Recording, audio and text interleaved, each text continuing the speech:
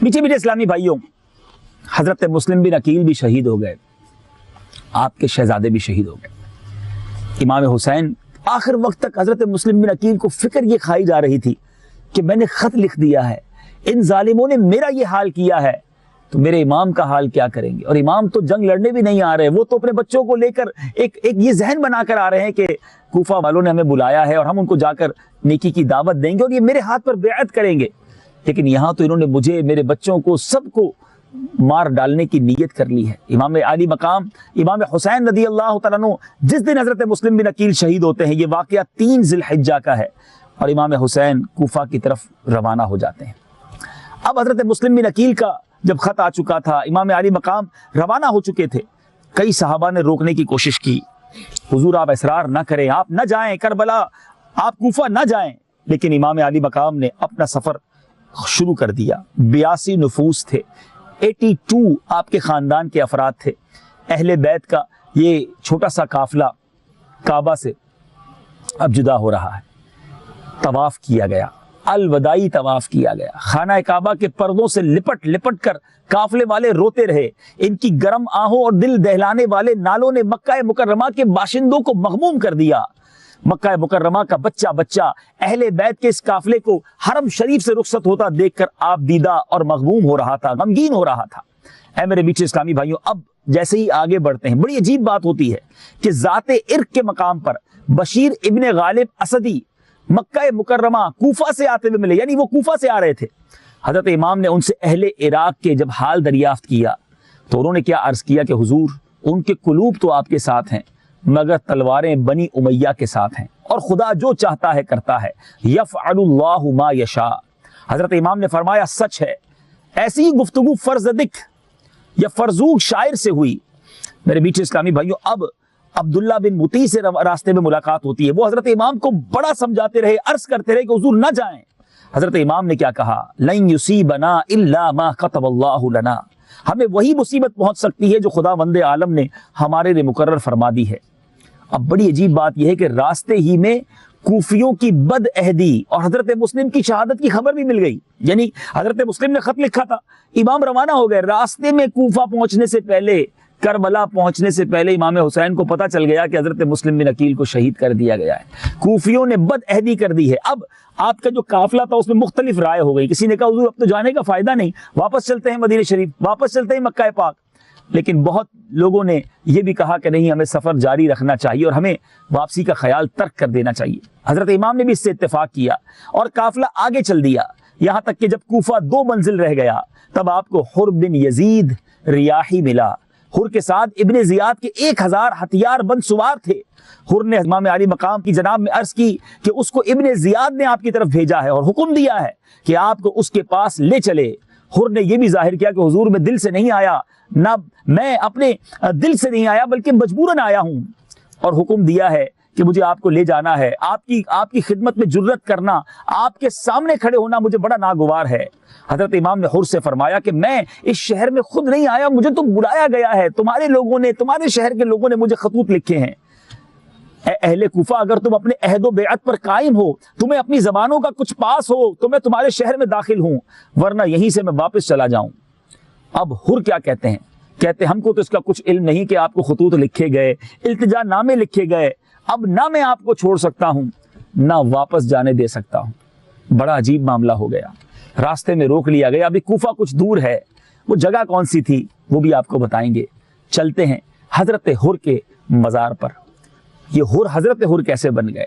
یہ حر کا مزار کیسے بن گیا؟ حر تو امام علی مقام کو روکنے آئے تھے، لیکن آج ان کے مزار پر زائرین حاضری دیتے ہیں۔ کہ زندگی میں کبھی ایسا بدلاؤ بھی آتا ہے؟ جی ہاں، جب انسان اپنے خیالات بدل لے، اپنی سوچ بدل لے، ظالم کا ساتھ دینے کی بجائے مظلوم کا ساتھی بن جائے اور اہل بیت اطہار کی غلامی اختیار کر لے اور اپنی جان ان کے قدموں پہ قربان کر لے، تو پھر مقام کیسا ملتا ہے۔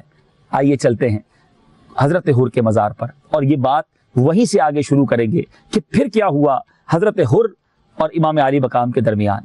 دیکھتے رہیے سلسلہ کربلا قدم بقدم۔ صلوا علی الحبیب صلی اللہ تعال علی محمد صلی اللہ علیہ وسلم۔ میٹھے میٹھے اسلامی بھائیوں، مدنی چینل کے ناظرین، الحمدللہ حضرت حر رضی اللہ تعالیٰ عنہ کے روضے پر پہنچے. کربلا سے تقریباً 20 کلومیٹر کا فاصلہ ہے.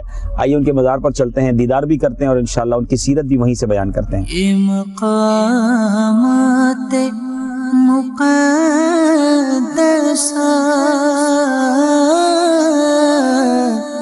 یہ مقامات مقدسہ اللہ والوں سے ہیں جو وابستہ.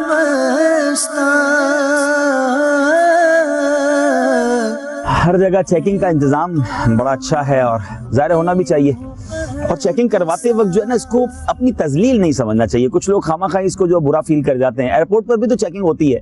اگر کسی مسجد میں کسی ادارے میں جاتے ہوئے ہماری چیکنگ ہو رہی ہے تو اگر اس کو پازیٹیو لیں تو یہ تو ہماری حفاظت ہے نا. ہو سکتا ہے کوئی ایسا شخص بھی آ رہا ہو جس کی چیکنگ ضروری ہو, جو کسی اور غلط ارادے سے آیا ہے, تو ہمیں تو بلکہ یہ دیکھنا چاہیے کہ جہاں چیکنگ ہوتی ہے اس کو مزید سیکیور علاقہ سمجھیں اور اس میں کبھی بھی ناراض نہیں ہونا چاہیے. اچھی نیتوں کے ساتھ آگے بڑھ کر چیکنگ کروا لینی چاہیے. اللہ والوں سے ہیں جو وابستہ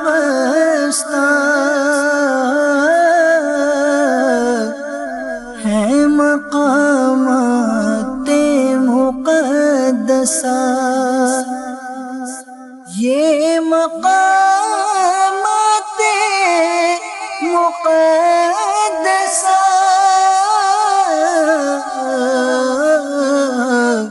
اللہ والوں سے ہیں جو وابستہ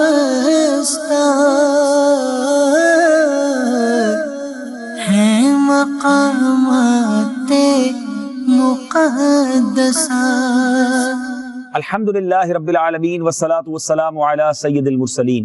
اما بعد فاعوذ باللہ من الشیطان الرجیم. بسم اللہ الرحمن الرحیم.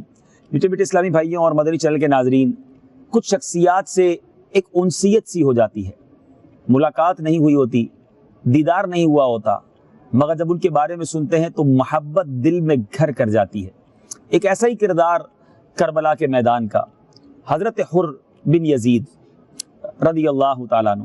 یقیناً آپ کے روضے پر میری بھی مجھے یاد پڑتا ہے کہ شاید یہ پہلی حاضری ہے, اور آپ کی سیرت کو کئی بار پڑھا, بیانات میں سنا, اور عقل حیران ہو جاتی ہے کہ کس طرح آپ نے اپنے آپ کو ایک یوں سمجھیے کہ یزیدی لشکر سے نکالا, شیطانی کاموں سے نکالا اور حسینی لشکر میں شامل ہوئے. اس واقعے کو ضرور بیان کریں گے. واقعہ کربلا آگے بڑھتا جا رہا ہے.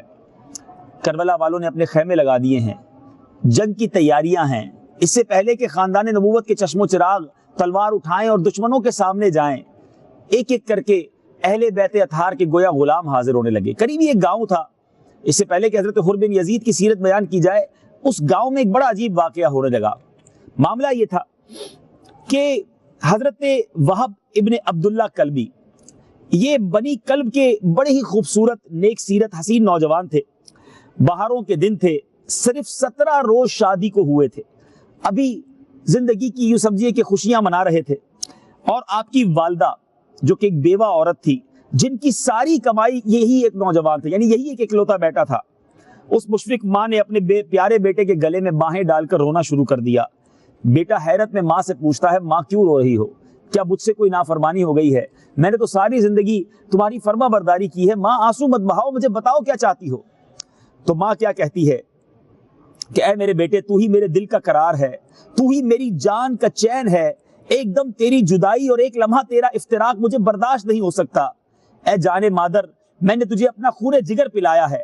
آج مصطفیٰ علیہ السلام کا جگر گوشہ, خاتون جنت کا نونہال, دشت کربلا میں مبتلائے مصیبت و جفا ہے.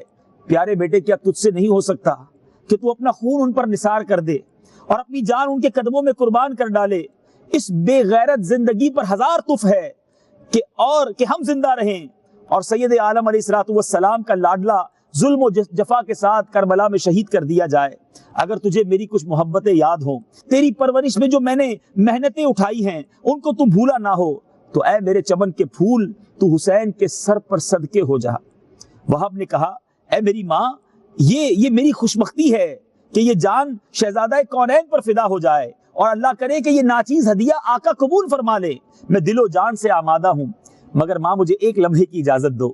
میری بیوی 17 دن ہی ہوئے ہیں میری بیوی بنی ہے، میری زوجہ بنی ہے، اس نے اپنے ارمان میرے ساتھ باندھے ہیں، میں ایک بار اس سے بات کر لوں۔ دیکھیں ماں بھی کیسی تھی، ماں کہتی بیٹا عورتیں ناقص العقل ہوتی ہیں، تم اپنی زوجہ کے پاس جاؤ گے، وہ زوجہ ہو سکتا ہے تمہیں بہت سارے واسطے دے، اپنی بیوگی کا اور اپنی تنہائی کا رونا روئے اور تم اپنے ارادے سے متزلزل ہو جاؤ۔ کہتا ہے ماں اب اہل بیت اطہار کی محبت دل میں ایسی گھر کر گئی ہے کہ اب اس ارادے کو تو کوئی نہیں ہلا سکتا، بس ایک بار اپنی بیوی سے ملاقات کرنا چاہتا ہوں۔ اب میرے میٹھے اسلامی بھائیوں ذرا غور کیجئے خاندان کیسا تھا، اہل بیت سے محبت کیسی تھی۔ وہ نوجوان اپنی زوجہ کے پاس آتے ہیں اور کہتے ہیں کہ اے میری زوجہ، ابھی مجھے خبر ملی ہے کہ فرزند رسول صلی اللہ تعالی علیہ وسلم میدان کربلا میں بے یار و مددگار ہیں، ان پر غداروں نے نرغہ کیا ہوا ہے، میری تمنا ہے کہ ان پر جان نثار کروں۔ یہ سن کر نئی نویلی دلہن نے امید بھرے دل سے ایک آنکھ کھینچی اور کہنے لگی اے میرے آرام جاں، افسوس کہ میں آپ کا اس جنگ میں ساتھ نہیں دے سکتی، شریعت اسلامیہ نے عورتوں کو حرب کے لیے، جنگ کے لیے میدان میں آنے کی اجازت نہیں دی ہے، افسوس اس سعادت میں میرا حصہ نہیں کہ میں بھی آپ کے ساتھ اپنی جان نواسہ رسول پر اور ان کے خاندان والوں پر قربان کروں۔ ابھی تو جی بھر کے میں نے آپ کا چہرہ بھی نہیں دیکھا ہے اور آپ نے جنتی چمنستان کا ارادہ کر لیا ہے، وہاں حوریں آپ کی خدمت کے لیے آرزو مند ہوں گی، بس مجھ سے ایک وعدہ کر لیجئے کہ سرداران اہل بیت کے ساتھ جنت میں آپ کے لیے بے شمار نعمتیں حاضر کی جائیں گی، بہشتی حوریں جو ہے آپ کی خدمت کے لیے حاضر ہوں گی، اس وقت مجھے نہ بھول جائیے گا۔ یہ نوجوان اپنی زوجہ کو لے کر، اپنی بوڑھی ماں کو لے کر نواسہ رسول امام حسین کے قدموں میں حاضر ہوتا ہے۔ ذرا غور تو کیجئے منظر کیا ہوگا، ایک طرف حسینی خیمے لگے ہیں، ایک طرف یزیدی لشکر موجود ہے، تلواریں تیز کی جا رہی ہیں، اور یہ تین لوگوں کا قافلہ جس میں ایک بوڑھی ماں ہے، نئی نویلی دلہن ہے اور حضرت وہب ہیں، امام حسین کے قدموں میں حاضر ہوتے ہیں اور عرض کرتے، دلہن نے عرض کی یا ابن رسول، شہداء گھوڑے پر سے زمین پر گرتے ہی حوروں کی گود میں پہنچتے ہیں اور وہاں پر حوریں ان کی استقبال کے لیے موجود ہوتی ہیں، میرا یہ نوجوان شوہر جو ہے آپ پر اپنی جان تمنا کرنے کی تمنا رکھتا ہے، میری تو نہ ماں ہے نہ باپ ہے نہ کوئی بھائی ہے نہ قریبی رشتہ دار ہے جو میری خبر گیری کر سکے، بس ایک ہی التجا ہے کہ محشر کے دن میں اپنے شوہر سے جدائی نہ ہو، دنیا میں آپ مجھ کو اپنے اہل بیت میں کمی کنیزوں میں رکھے اور میری عمر کا آخری حصہ آپ کی پاک بیویوں کی خدمت میں گزر جائے۔ حضرت امام حسین کے سامنے سارے عہد و پیما ہو گئے، ماں بھی کیسی ماں تھی، زوجہ بھی کیسی زوجہ تھی کہ اپنے ہاتھوں سے تیار کر کے اپنے شوہر کو اور ماں اپنے نوجوان بیٹے کو امام حسین کے قدموں پر قربان ہونے بھیج رہی ہیں۔ اے میرے میٹھے اسلامی بھائیوں، اب نوجوان گویا دولہا بن کر لشکر میں آگے جاتے ہیں اور کیا خوبصورت شعر پڑھتے ہیں، امیر حسین و نعم الامیر لہو لمعۃ کالسراج المنیر۔ اب میرے میٹھے اسلامی بھائیوں، جب یہ تلوار لے کر آگے بڑھتے ہیں، کئی دشمنوں کو واصلے یوں سمجھے دنیا سے ان کے گردنیں اڑائی، ان کو قتل کیا، نئی نویلی دلہن ٹک ٹکی باندھ کر دیکھ رہی ہے، آنسو بہا رہی ہے، آخر کار کئی لوگوں نے مل کر اس نوجوان کو، حضرت وہب کو شہید کیا اور حضرت وہب کا جو جسم تھا وہ زمین پر تشریف لایا۔ اے میرے میٹھے اسلامی بھائیوں، اب اس نوجوان زخموں سے چور، بالکل یوں سمجھیے کہ آخری وقت ہے، تو اپنی ماں کے قریب آ کر کہتے ہیں ماں اب تو مجھ سے راضی ہو، آخری سانسیں ہیں۔ ماں کہتی ہے، اپنے بیٹے کو گود میں لے کر کہتی ہے، اے بیٹا، بہادر بیٹا، اب تیری ماں تجھ سے راضی ہوئی۔ پھر ان کے سر کو جب قلم کر دیا گیا تو وہ سر ان کی دلہن کی گود میں لا کر رکھ دیا گیا، دلہن نے اپنے پیارے شوہر کے سر کو بوسہ دیا اور اسی وقت پروانے کی طرح اس شمع جمال پر قربان ہو گئی، اور اس دلہن نے بھی اپنے ہی شوہر کے ساتھ دنیا سے یوں سمجھیے پردہ فرمایا۔ اے میرے میٹھے اسلامی بھائیوں، سرخ روئی اسے کہتے ہیں کہ راہ حق میں سر کے دینے میں ذرا تو نے تأمل نہ کیا، اسکنکم اللہ فرادیس الجنان واغرقکما فی بحار الرحمت والرضوان، آمین بجاہ النبی الامین۔ میٹھے اسلامی بھائیوں، یہ واقعات یزیدیوں کے سامنے ہو رہے تھے، وہ یہ دیکھ رہے تھے کہ لوگ آ کر قربان ہو رہے ہیں۔ کتابوں میں لکھا کہ 50 کے قریب لوگ جو خاندان نبوت کے قافلے میں نہیں تھے، قریب کے گاؤں والے تھے، انہوں نے کہا پہلے ہم لڑیں گے، پہلے ہماری جانیں قربان ہوں گی، پھر خاندان نبوت کی باری آنی ہے، پھر اہل بیت اطہار کی باری آنی ہے۔ حضرت حر یہ تمام معاملات کو دیکھ رہے تھے اور اب ان کا دل بڑا مضطرب تھا، بڑی کیفیت عجیب تھی اور بے قراری ان کو کہیں ٹھہرنے نہیں دیتی تھی۔ کبھی وہ عمر بن سعد سے جا کر کہتے تھے تم امام کے ساتھ جنگ کرو گے تو رسول اللہ کو کیا جواب دو گے؟ عمر بن سعد کو اس کا جواب نہیں آتا تھا تو وہاں سے ہٹ کر پھر میدان میں آتے، بدن کانپ رہا تھا، چہرہ زرد تھا، پریشانی کے آثار نمایاں تھے، دل دھڑک رہا ہے۔ ان کے بھائی مصعب بن یزید نے ان کا یہ حال دیکھ کر پوچھا، اے برادر، آپ تو بہت بڑے جرنیل ہیں، آپ تو بڑے بہادر ہیں، یہ پہلی جنگ نہیں ہے آپ کی، آپ نے تو بڑے بڑے خونی مناظر دیکھے ہیں، بہت سے دیو پیکر آپ کی خون آشام تلوار سے پیوند خاک ہوئے ہیں، آپ کا یہ حال، ایسا خوف، ایسا ہراس۔ حر نے کیا کہا، سنیے میٹھے اسلامی بھائی، دل لرز جاتا ہے۔ کہتے اے برادر، یہ نبی پاک علیہ السلام کے فرزند سے جنگ ہے، اپنی عاقبت سے لڑائی ہے، میں بہشت و دوزخ کے درمیان کھڑا ہوں، جنت اور دوزخ کے درمیان کھڑا ہوں، اور دنیا مجھے پوری قوت کے ساتھ جہنم کی طرف کھینچ رہی ہے، میرا دل ہیبت سے کانپ رہا ہے۔ اسی اسنا میں امام علی مقام، امام عرش مقام، امام حسین رضی اللہ تعالیٰ عنہ نے صدا لگائی، کوئی ہے جو آج آل رسول پر اپنی جان نشاور کرے؟ سید عالم علیہ السلام کی حضوری میں وہ سرخو نہیں پائے گا۔ یہ صدا تھی کہ حضرت حر کی گویا پاؤں کی بیڑیاں کٹ گئیں، دوڑتے ہوئے حضرت امام علی مقام کے پاس جاتے ہیں اور کیا کہتے ہیں کہ حضور کریم نے کرم سے بشارت دی ہے، جان فدا کرنے کا ارادہ ہے۔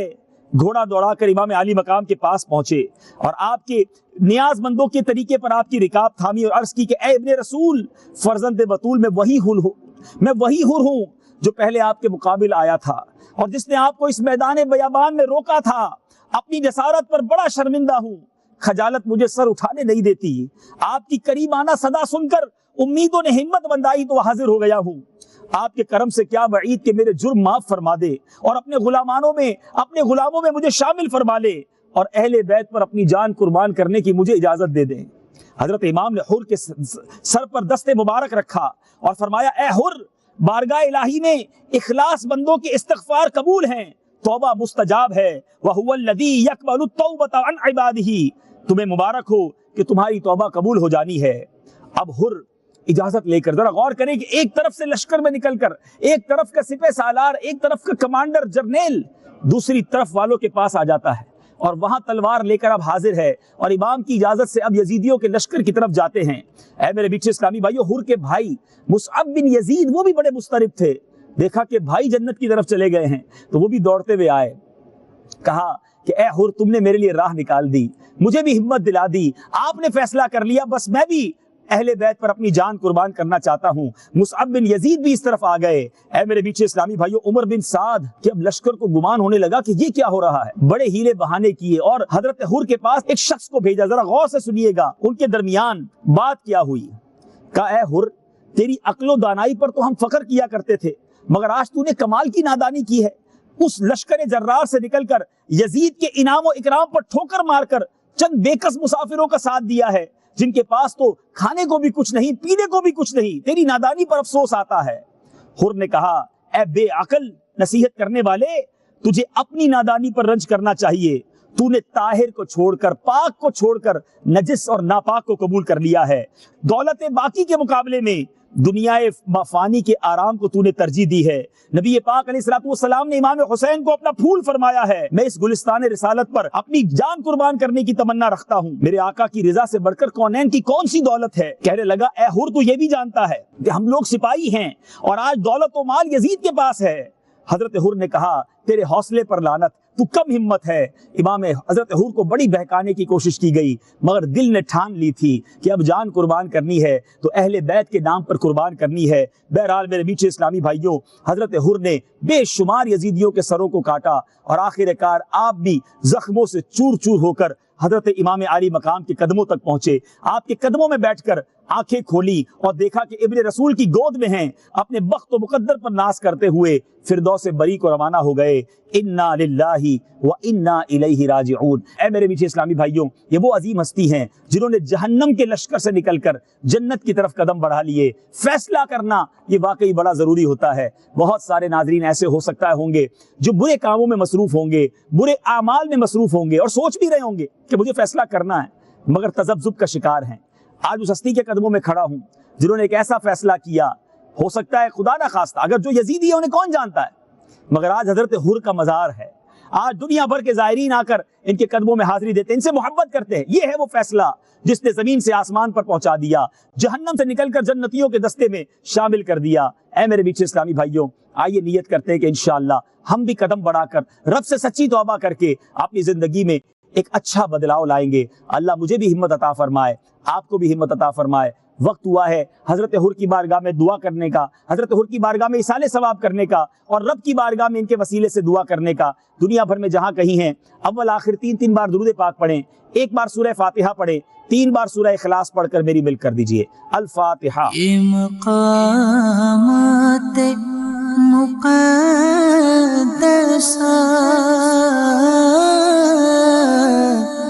یہ مقامات مقدسہ۔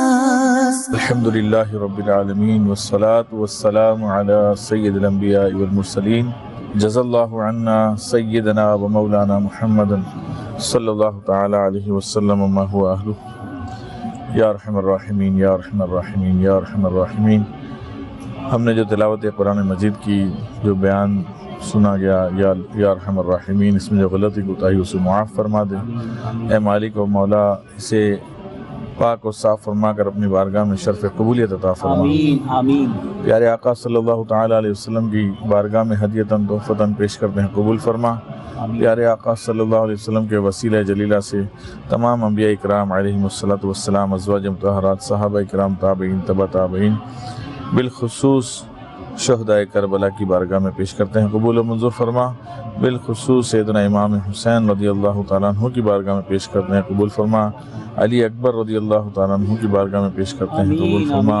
علی اصغر رضی اللہ تعالیٰ عنہ کی بارگاہ میں پیش کرتے ہیں، قبول و منظور فرما۔ یا ارحم الراحمین، سیدنا حضرت حر رضی اللہ تعالیٰ عنہ کی بارگاہ میں پیش کرتے ہیں، قبول فرما۔ یا ارحم الراحمین، ہم سب کے والدین کو پیش کرتے ہیں، قبول فرما۔ اے مولا کریم، حضرت آدم علیہ السلام سے لے کر قیامت تک آنے والے تمام مرد عورت مسلمانوں کو اس کے ثواب پیش کرتے ہیں، قبول و منظور فرما۔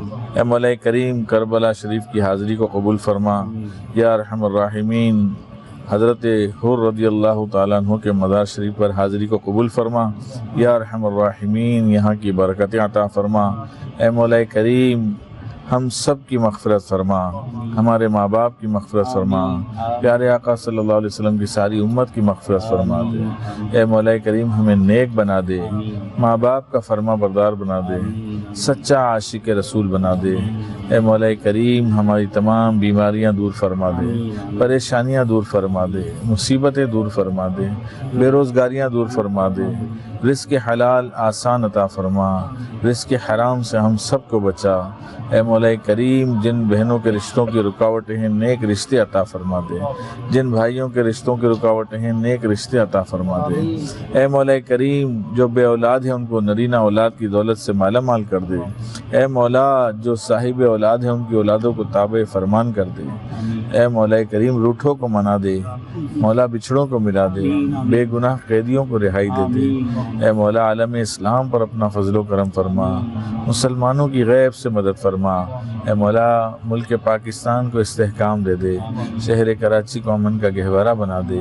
اے مولا کریم، دنیا بھر میں جہاں کہیں مسلمان پریشان ہیں، سب کی حفاظت فرما، سب کی مدد فرما، مسلمانوں کو فتح و نصرت عطا فرما۔ اے مولا کریم، اے پروردگار، ہم سب کو بار بار حج بیت اللہ کی سعادت عطا فرما، بار بار میٹھے مدینے کی بادب حاضری عطا فرما۔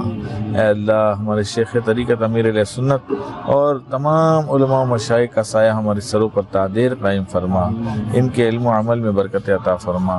اے مولا کریم، ہمیں بھی خوب خوب دعوت اسلامی کے ساتھ مدنی کام کرنے کی سعادت عطا فرما۔ اے مولا، ہم سب کو مدنی قافلوں کا مسافر بنا دے، مدنی انعامات کا عامل بنا دے۔ اے مولا، ہم سب سے راضی ہو جا، ایسا راضی ہو جا کہ کبھی بھی ناراض نہ ہو۔ کہتے رہتے ہیں دعا کے واسطے بندے تیرے، کر دے پوری آرزو ہر بے کس و مجبور کی۔ ان اللہ و ملائکتہ یصلون علی النبی یا ایہا الذین آمنوا صلوا علیہ وسلموا تسلیما۔ اللہم صلی علی سیدنا مولانا محمد وآلہ واصحابہ وبارک وسلم، صلاۃ وسلام علیک یا سیدی یا سیدی یا رسول اللہ۔ سبحان ربک رب العزت عما یصفون، وسلام علی المرسلین، والحمدللہ رب العالمین۔ لا الہ الا اللہ محمد رسول اللہ صلی اللہ تعالی علیہ وسلم۔ یہ نعرہ حرکت تھا جس وقت فوج شام سے نکلا کہ دیکھو یوں نکلتے ہیں جہنم سے خدا والے، خدا ان کا تھا وہ تھے تسلیم و رضا والے، ہزاروں میں 72 تن تھے تسلیم و رضا والے، خدا ان کا تھا وہ تھے کربلا والے۔